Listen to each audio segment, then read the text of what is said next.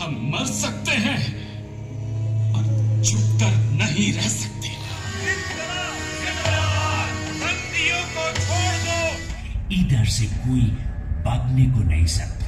वीर विनायक दामोदर सावरकर। तो अभी टाइम है 5:27 और अभी बाहर लंबी लाइन लगी हुई है अंदर एंट्रेंस के लिए लाइट एंड साउंड शो के। ये सारी आप जो एरिया देख रहे हैं यहाँ पे आप आराम से बैठ के लाइट एंड साउंड शो देख सकते हैं। लाइट एंड साउंड शो से ना आपको यहाँ की हिस्ट्री का बहुत ही अच्छे तरीके से पता चल जाएगा और वो 5:30 बजे के बाद यहाँ होता है। ऑनलाइन बुकिंग उसके लिए होगी, 300 रुपये के चार्जेस होंगे। लिंक इस वीडियो के डिस्क्रिप्शन में आपको मिल जाएगा। और ये सारे जो आप एरिया देख रहे हैं ये सारे सेल्स हैं यहाँ पे। और जो लाइट एंड साउंड शो है ना आपको इसी एरिया में देखने को मिलेगा। ये cellular jail light and sound show 3-4 बार होता है एक दिन में, कुल 3 बार होता है और 5:50 फिर 6:50 फिर 7:50 पे होता है। हर 1 घंटे बाद हिंदी का शो होता है और 300 रुपीज़ एडल्ट के चार्जेस हैं और जो 5 से लेकर 11 साल के बच्चे हैं उनकी 150 रुपये की टिकट है। आप बाकी सारे देख सकते हैं जो भी जानकारी वगैरह यहाँ पे लिखी हुई है।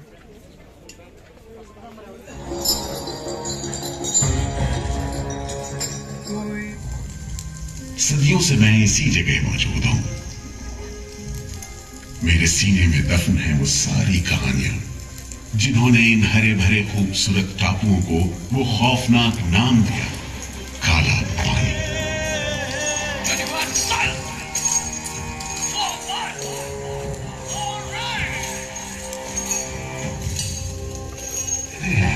अंडमान द्वीप समूह का नाम रामायण के प्रतापी वानर देवता अंडमान यानी हनुमान के नाम पर रखा गया।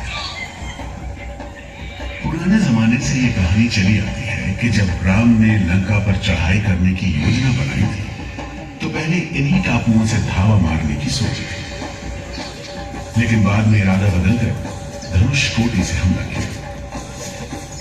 इतिहास और पुराण में अंडमान द्वीप समूह इसी सिलसिले में याद किया जाता रहा है। 2वीं शताब्दी के रोमन भूगोल शास्त्री टॉलमी ने इन टापुओं को दुनिया के पहले नक्शे में जगह दी और नाम रखा एग्डेमोन, एक ग्रीक गॉड एगेमेम्नॉन के नाम पर, जो भाग्य का प्रतीक है। इन टापुओं की तरफ लोगों का आना शुरू हुआ। धर्म प्रचारक, लुटेरे, बागी, मल्ला, किस्मत आजमाने को निकले जहाजी, हर तरह के लोग यहां आते रहे। 18वीं सदी के अंत में ईस्ट इंडिया कंपनी ने इन टापुओं पर एक बस्ती कायम करने की कोशिश की और यहां लेफ्टिनेंट आर्चिबाल्ड ब्लेयर को भेजा, मगर यह कोशिश नाकाम रही और अगले 60-70 बरस तक किसी ने इन टापुओं की सुध नहीं ली।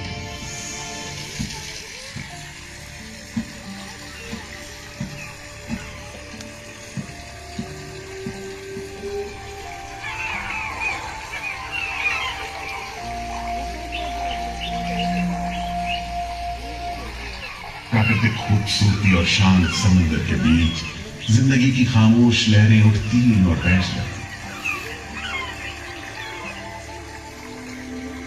उगते सूरज के साथ पक्षी जागते और डूबते सूरज के साथ इन टापुओं पर जिंदगी सुकून से सो जाती। कि तभी भारत का पहला स्वाधीनता संग्राम यानी 1857 की आजादी की लड़ाई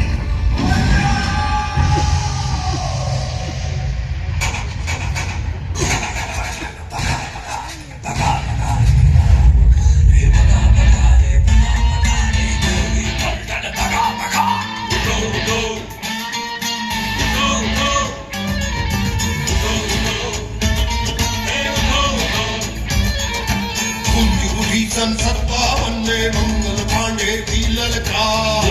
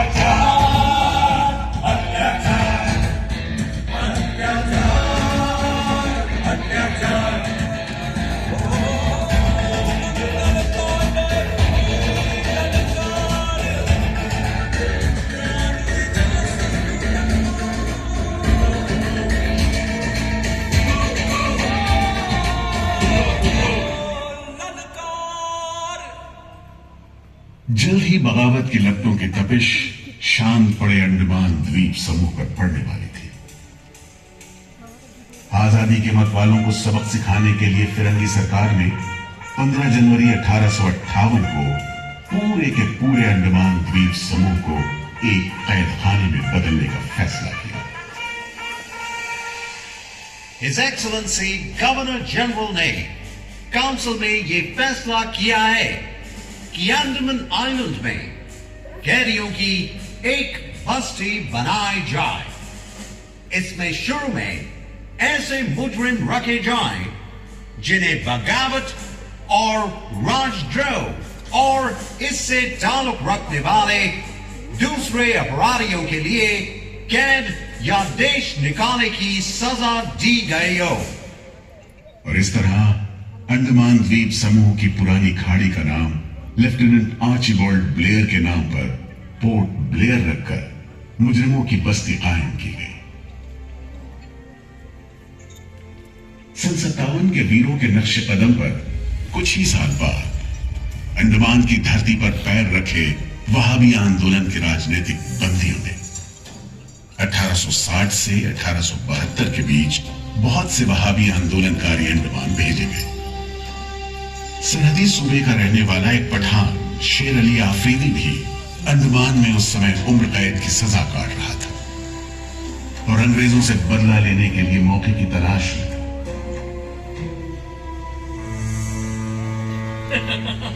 क्यों है शेर अली, तुम इस भीड़ भाड़ में कैसे? ओए, हम सुना है फिरंगी का लाट साहब इधर आता है। हम भी देखने आया है जुल्म करने वाले का सरदार कैसा दिखता है।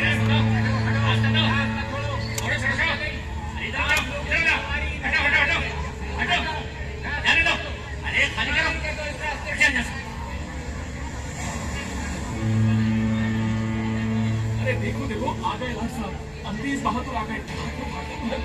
मिस्टर बर्ड, मैं सोचता हूँ कि इस खूबसूरती के बीच रहने के लिए प्रिजनर होना भी मैं एक्सेप्ट कर लेता। Yes, indeed. Just look how beautiful this place is. ये प्रिजनर लोग इस खूबसूरती को नहीं देखते, वरना इस टापू को प्रिजन नहीं स्वर्ग समझते। यस सर, आप ठीक कहते हैं। इधर आइए प्लीज। हम तुमको खत्म करने का फिरंगी जालिम कैदियों के साथ जो हैवानी सलूक करता है, हम बर्दाश्त नहीं करेगा। कौन है ये? अरे ये शेर अली है, सजा याफ्ता कैदी। सजा में रियायत पाकर नाई की दुकान चलाता है। जैसा कि होना था, शेर अली को फांसी हो गई।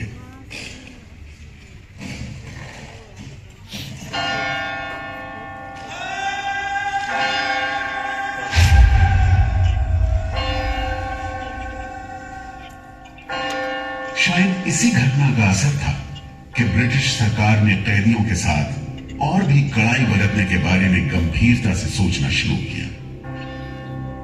नतीजे के तौर पर सन 1896 में पोर्ट ब्लेयर की खौफनाक सेल्युलर जेल का काम चीफ कमिश्नर केविन और इंजीनियर मैकक्विन की निगरानी में शुरू हुआ। यूरेनस मक्विन, आपकी जांच पूरी हो गई? यस सर, हमने पूरा टापू का मुआयना कर लिया है। तो आपके हिसाब से जेल कहाँ बनेगी? मेरा राय में जेल इसी जगह बने तो अच्छा रहेगा सर। इस पहाड़ी पर? यस सर, हम इस पहाड़ी को ईस्ट का तरफ ऊपर से काटकर समुद्र से 60 फीट की ऊंचाई पर मैदान बना देगा। इससे दो फायदा होगा, जेल के लिए जगह निकलेगा और पहाड़ी काटने से जो मिट्टी निकलेगा उससे हम नीचे का दलदल को भरकर ऑफिसर्स के लिए टेनिस एंड क्रिकेट खेलने का मैदान, इवन जिमखाना क्लब भी बना सकता सर। तय हुआ कि 5 लाख रुपए की लागत से पोर्ट ब्लेयर की इस पहाड़ी पर जेल बनेगा। फौरन कारीगरों के अलावा 600 कैदियों को काम पर लगा दिया गया। इस जेल में एक वक्त में 700 कैदियों को बंद रखा जा सकता था। योजना के अनुसार जेल के बीचों बीच एक मीनार बनाई जाती थी, जिसकी 7 दिशाओं में 7 खंड किसी सितारे की भुजाओं की तरह निकले होंगे। हर खंड में 3 मंजिलें बनाई जानी थी और 7 खंड में कुल मिलाकर 698 कोठरियों का निर्माण होना था। ईंटों की ढुलाई के लिए ट्रेन की 5 मील लंबी पटरी बिछाई गई। इमारत बनाने के लिए ढेर सारे सामान बर्मा से मंगवाए गए। जेल को बनाने में कोई 3 करोड़ ईंटें इस्तेमाल की गई। इंसानी खून पसीने की तो कोई गिनती ही नहीं।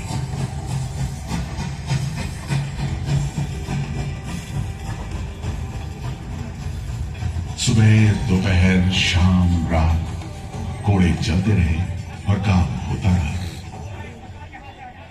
दीवारें उठनी शुरू हो गई। आखिरकार 10 साल बाद सन 1906 में यह विशालकाय जेल तैयार हुआ और यहीं से अंडमान के इतिहास का सबसे काला दौर शुरू हुआ।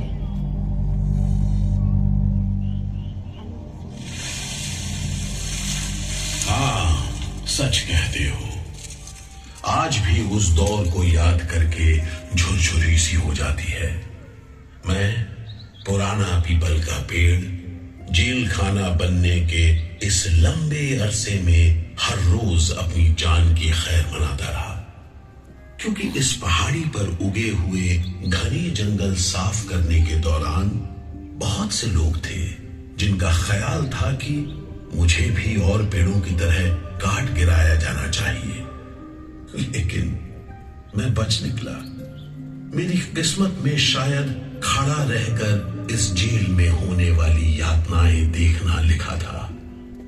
हर एक कैदी जेल के फाटक के भीतर आकर मेरी डालियों के नीचे से ही निकला है।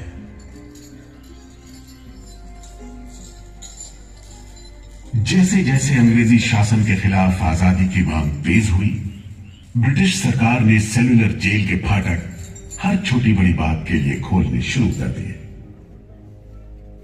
किसी ने पर्चा निकाला तो अंडमान जेल, किसी ने लेख लिखा तो अंडमान जेल। लेकिन जब आजादी की लौ दिल में जल रही हो तो लोगों को कब तक रोका जा सकता है?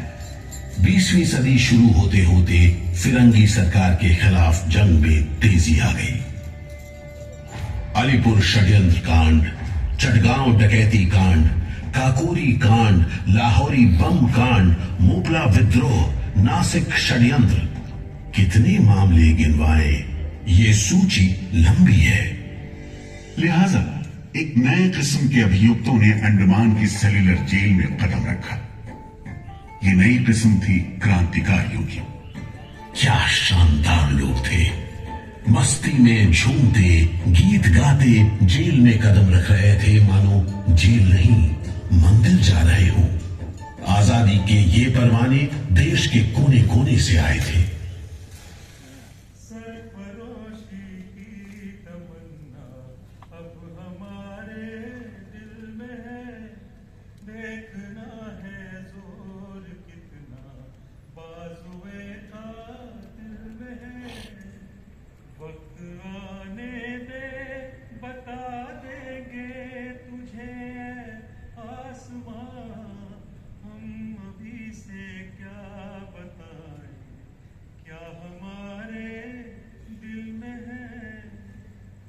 सोहन सिंह भकना हाजिर।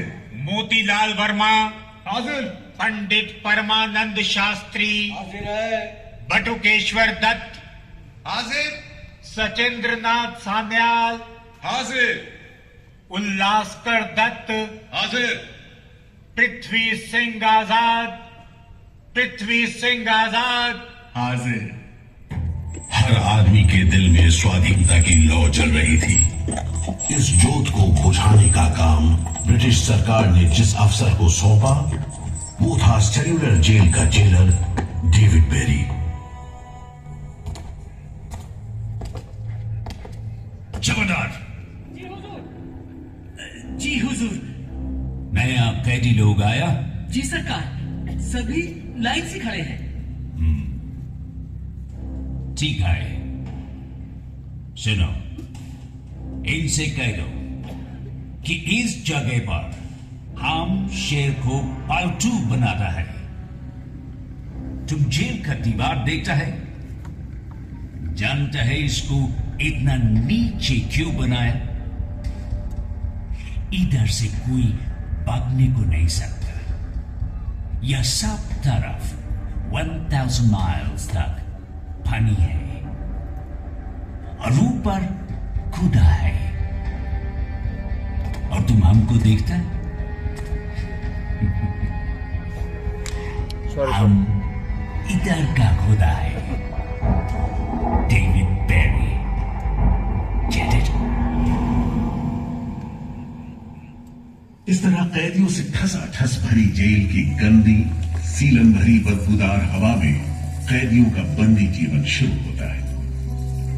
बेड़ियों की आवाज, वार्डनों की गाली गलौज और मार खाते कैदियों की चीख पुकार से गूंजते कोठरियों का दम घुट माहौल कड़े से कड़े इंसान को तोड़ने के लिए काफी था। लेकिन इन कोठरियों में ऐसे बंदी भी आए जिन्हें ये माहौल हताश करने की बजाय जुल्म का मुकाबला करने की प्रेरणा देता रहा। वीर विनायक दामोदर सावरकर, ये नाम ऐसे ही बंदियों में बड़े सम्मान के साथ लिया जाता है।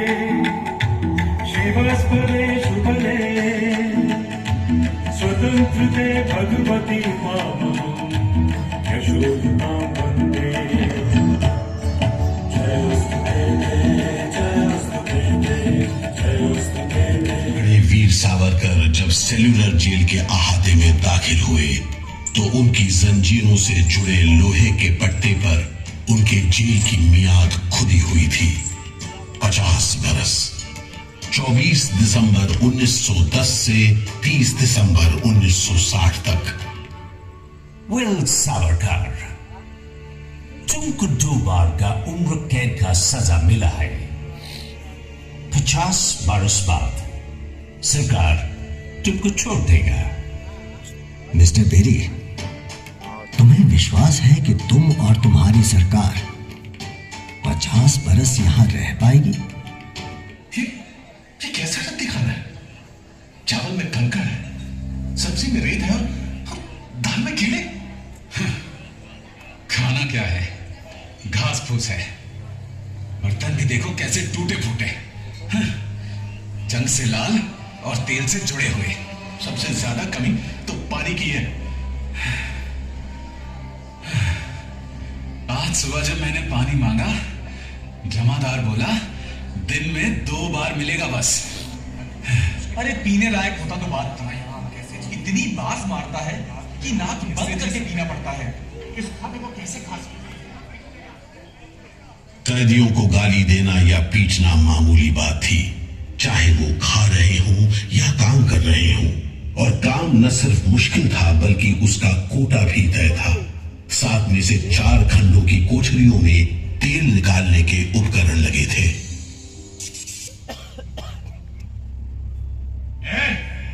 इंदुभूषण, सुधीर, हेमचंद, तुम लोग इधर चलो। नारियल के बोरे उठाओ। हर बोरे में है 25 सेब नारियल। इन्हें पहुंचाओ 3री मंजिल पर। शाम तक हर आदमी को 30 पाउंड तेल निकालना है, समझे? हम इतना तेल कैसे निकालेंगे? वो मशीनें तो हाथ से चलानी पड़ती हैं। जबान मत लड़ाओ बदमाश। जो हाथ बम पिस्तौल चलाते हैं वो मशीन नहीं चला सकते। चलो जल्दी करो, भाग कर जाओ और काम करो।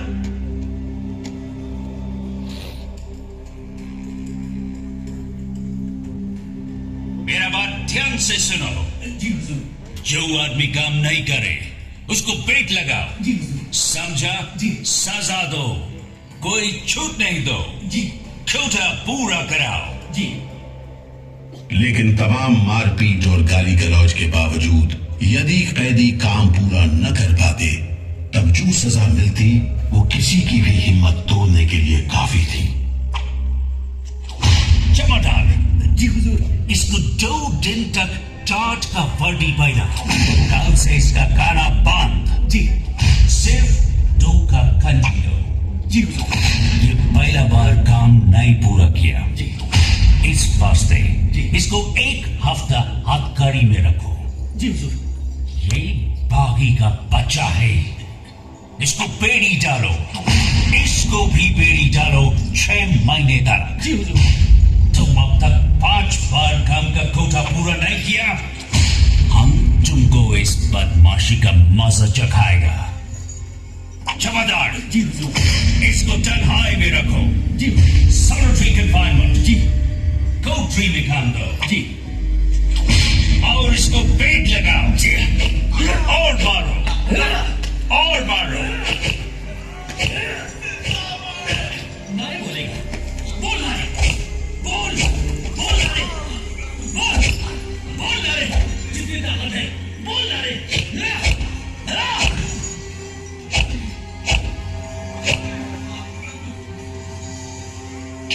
उल्हासकर दत्त ने इस सारी तकलीफ की दिल को छू देने वाली तस्वीर खींची है। हमारे गांव में तेल के लिए कोल्हू में बैल जोते जाते हैं, वो भी दिन में 10 से 12 सेर से ज्यादा तेल नहीं निकाल पाते। जेल में मुझे 2 और कैदियों के साथ बैल की जगह जोत दिया जाता था और हमें शाम तक 1 मन नारियल का तेल निकालने का काम सौंपा जाता। सुनो मिस्टर उल्हासकर, हम जानते हैं तुम अपने मुल्क का आजादी के वास्ते ये करता। हम तुम्हारा काम को ठीक नहीं समझता, लेकिन तुम अभी जवान है।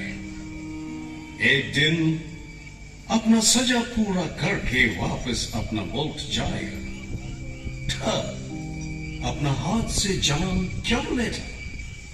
क्या तुम डरपोक है?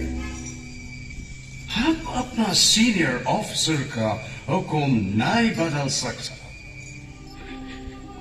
इन जानवरों के बीच रहने से पागलों के बीच रहना बेहतर होगा। उल्हासकर की सारी तकलीफ का जेलर डेविड बेरी पर कोई असर नहीं हुआ। उल्हासकर के जाने के बाद बेरी ने वीर सावरकर को चिढ़ाते हुए पूछा, क्यों सावरकर, तुम भी पागलपन का बहाना करेगा क्या? तुम्हारे बाद मिस्टर बेरी। अच्छा।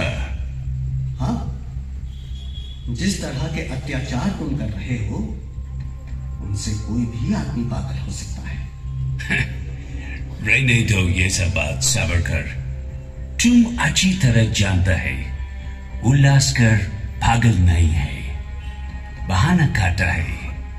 मिस्टर बेरी, अगर तुम सोचते हो कि उल्लास बहाना कर रहा था तब तुम पहले ही पागल हो चुके हो। ये सब अत्याचार बंद करो, वरना हमारे पास स्ट्राइक के अलावा कोई रास्ता नहीं बचेगा। छूट नहीं, रियायत नहीं, छूट नहीं, रियायत नहीं।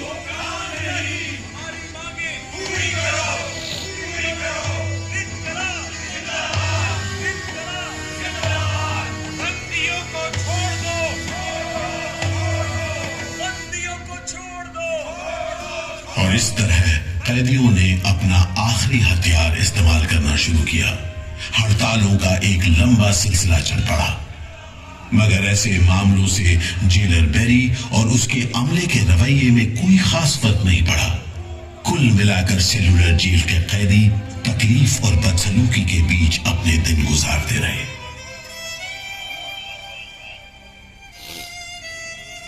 मगर एक सुख का स्मरण ना करना नाइंसाफी होगी। वो सुख था बुलबुलों की चहक, उनका मधुर स्वर, उनके झुंड कल कल करते नारियल के टुकड़ों पर टूट पड़ते। गंभीर विचारों से मुक्ति पाने के लिए 12 मई 1933 को कैदियों ने फिर भूख हड़ताल का सहारा लिया। भूख हड़ताल करने वालों में सरदार भगत सिंह के बहादुर साथी महावीर सिंह भी शामिल थे। हड़ताल के 5वें दिन जब कैदियों को जबरदस्ती खुराक दी जाने लगी तो महावीर सिंह ने ताकतवर विरोध किया। सालिमो,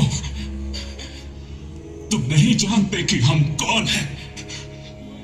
हम मर सकते हैं और छुपकर नहीं रह सकते। हमें ऑर्डर मिला है तुम्हें दूध पिलाने का।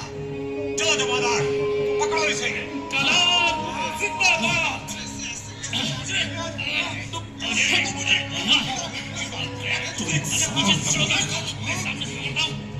हम जबरदस्ती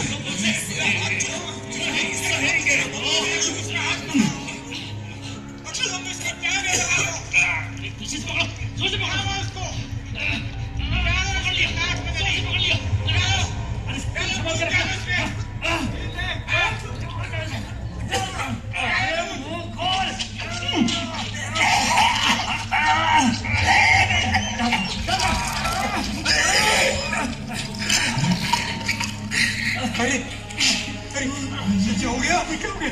अरे ये तो अरे अब क्या करें? अरे इसकी तो आंखें उलट गई। अरे इसकी तो आंखें उलट गई है। अब क्या करें? और फिर 45 दिन बाद 26 जून 1933 को जेल अधिकारियों ने हथियार डाल दिए। लेकिन देश अभी भी गुलामी की जंजीरों में जकड़ा हुआ था।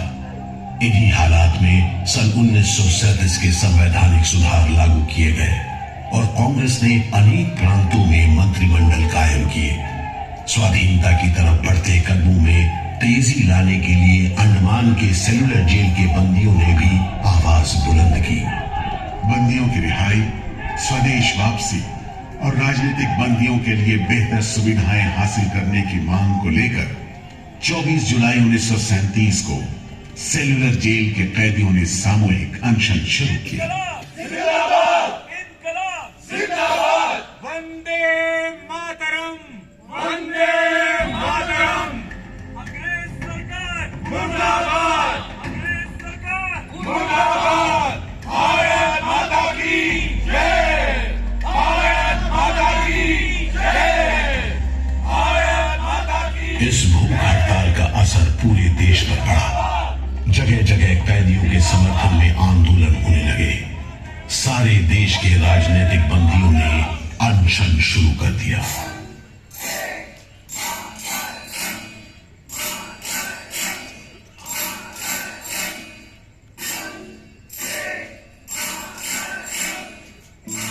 गुरुदेव रविंद्रनाथ ठाकुर और कांग्रेस की कार्यकारिणी की तरफ से जवाहरलाल नेहरू ने कैदियों से भूख हड़ताल समाप्त करने की अपील की और 28 अगस्त 1937 को गांधी जी ने सेलुलर जेल के बंदियों को तार से संदेश भेजा।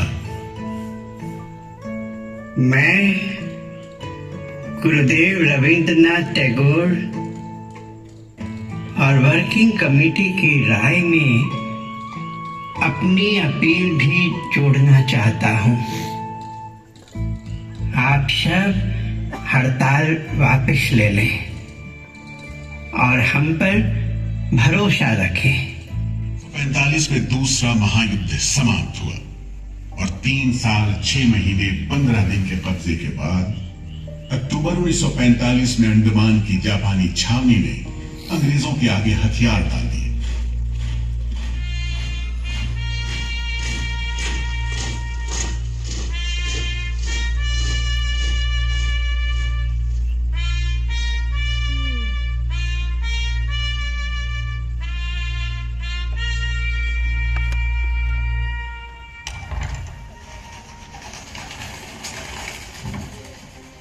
सेलुलर जेल के फाटक एक बार फिर खुले और कैदियों को रिहा कर दिया गया।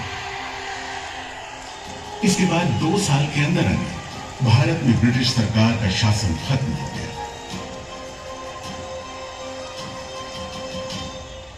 अंडमान द्वीप समूह अब काला पानी के खौफनाक नाम से नहीं जाना जाता, लेकिन ये सारी तकलीफें जो आजादी के प्रेमियों ने यहां झेली, वो सारी कुर्बानियां जो देशभक्त वीरों ने यहां दी, आज भी देशवासियों के दिलो दिमाग पर छपी हुई है। इसीलिए अंडमान के भूतपूर्व राजनीतिक बंदियों के भातृत्व मंडल की इच्छा को स्वीकार करते हुए भारत सरकार ने 30 अप्रैल 1969 को घोषणा की कि सेलुलर जेल को राष्ट्रीय स्मारक के रूप में सुरक्षित रखा जाएगा। भारत की आजादी के दीवानों ने जो अमानवीय यातनाएं इस कारागार में सही, ताकि भारतवर्ष आजादी की उन्मुक्त हवाओं में सांस ले सके, उन बलिदानों को आने वाली पीढ़ियां भूल नहीं पाएंगी।